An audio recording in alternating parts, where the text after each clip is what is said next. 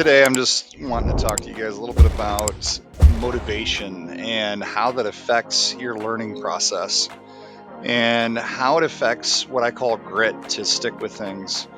If you lack the motivation, it can be very hard to keep motivated. I know this firsthand from the experiences in my own personal life, how that can affect you and your learning. One of the things that I think we mostly struggle with as students in any subject is the battle against procrastination. Procrastination is, of course, when we put things off and we will come up with really any reason or excuse to not progress and not do things that practice our skills to make them better and perfect them. And how we learn is by practicing. And there is no shortcutting this process. No matter what you've heard online, it is just not possible to shortcut the process. There are things you can do to make things easier. There are devices in learning that you can use, like, say, a mnemonic device where you might, for instance, like if you're learning the OSI 7-layer model, one of the mnemonic devices that I used was, um, uh, please do not throw sausage pizza away, starting with the physical layer at the bottom and layer one, right? And then moving my way up to the application layer when I was studying my Network Plus. So, and just networking in general, I mean, that's a OSI model is something that we really should know, right? Because it teaches us the theory of every layer of all 7 layers. Even though it's a model, again, it's not, without getting into networking too much, it's a model and that's what it is. But a mnemonic device is what I'm trying to highlight with that example, not so much the networking. So in this podcast today, I'm just basically wanting to discuss how do we stay motivated? Why should we stay motivated? How our brain learns, how it keeps things there, right? So in order to stay motivated, there's going to be a few different things I think that we look at. First of all, I think a lot of us is going to be money. I mean, let's just be honest. Something that makes money for us generally tends to motivate us because obviously it can help us. Money's a tool and it can help us achieve our goals financially. And then, of course, there's a lot of other benefits that money offers as well as the tool. So money can be very motivating to help us, keep grinding through. The problem that we have is that today there's this extreme lack of grit. And let me explain what I mean by that. So with grit, what I mean is really just sticking through, the things that are the challenges in life, right? So those challenges are extremely hard at times, right? We all know that. So how do we get through those? How do we stick with a goal? Well, partly you do really want to try to do something that you like, right? One of the things I've learned is if I don't like something that much, and I'm trying to learn it, it definitely makes it harder to learn. Now, the money is there to help motivate that. However, that can't be your only motivator, or it's probably going to fail. I'm not saying it will all the time, because money is a very strong motivator, as we know. But it's not always going to be the single most important motivator, although it could be. It depends on the kind of person you are.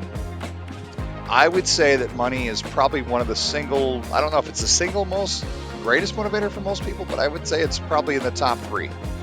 So that's fine, guys. There's nothing to be ashamed of when it comes to that. Like especially if you're poor, if you're really poor, money can really help your life in many ways. And so this is a very important tool.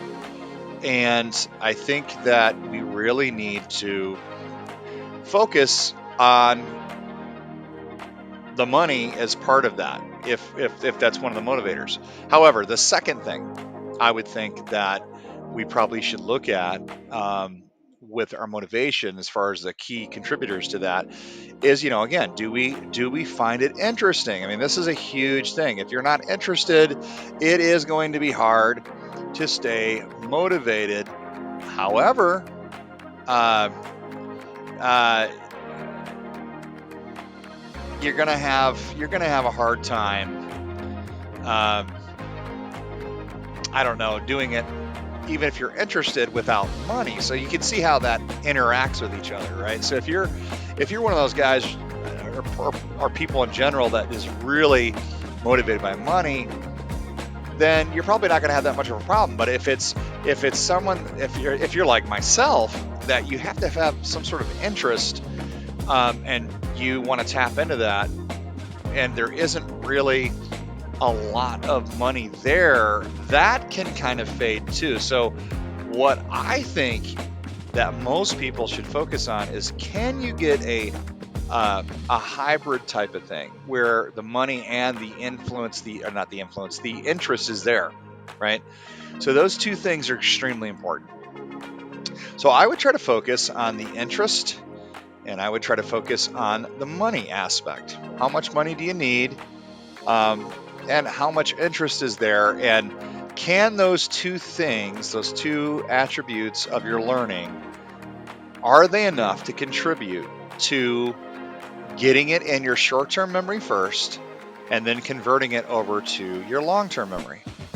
So I'm not an expert in psychology, but I do know that, like, if you go back or maybe you're doing it now in your mathematics classes, if you memorize multiplication tables, most of us memorize, 1s through 10, sometimes 1 to 12, and we just use the rope method. 2 times 2 is 4, 2 times 2 is 4, right? And we flip over the card and we go back and forth, and we just say it over and over again.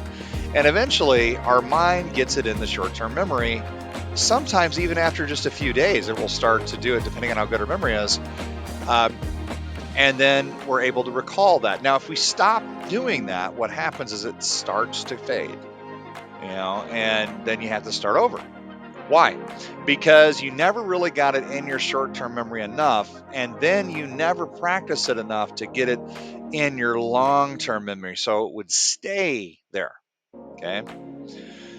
So our brain takes it and says, okay, it's interesting. This guy's, practicing this over and over again. Must be something important. So I guess we'll put it there.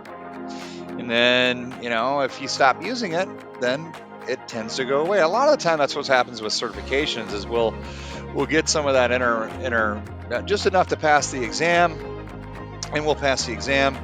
And then a lot of the time we won't use a lot of it. And so a lot of it fades. Now, I'll say firsthand, when I've done certifications, that's some of the case, but for the most part, I use most of it in real life.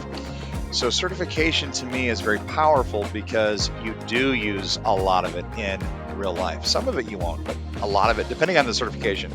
It really depends on the exam. But the exams I've done with CompTIA, especially, because they go over the general foundational knowledge of information technology, it's very helpful. I'm going to wrap this up now by saying, find your motivation by looking at the amount of money you need and what your interest is, and then trying to combine those two for the ability to be able to convert that information to your short-term memory for exams, or for your career in general, and then being able to convert that over into long-term permanently. Okay, those are the things that I would look at to really help get you to that next level in your career. I hope you guys enjoyed this podcast, and hopefully it's contributed on a real practical level what you can do. And that's really what this channel, again, is about. I'm taking a very practical view of things. It's something that you guys can put into your daily lives, and that's something that I think will help the most. I want to be realistic with things. I want to be practical with things. And that's the goal of this, and to get you guys working, really to be able to get you working in the field and to give you a job that you love, for the most part. All right. You guys have a good day. All right. Bye.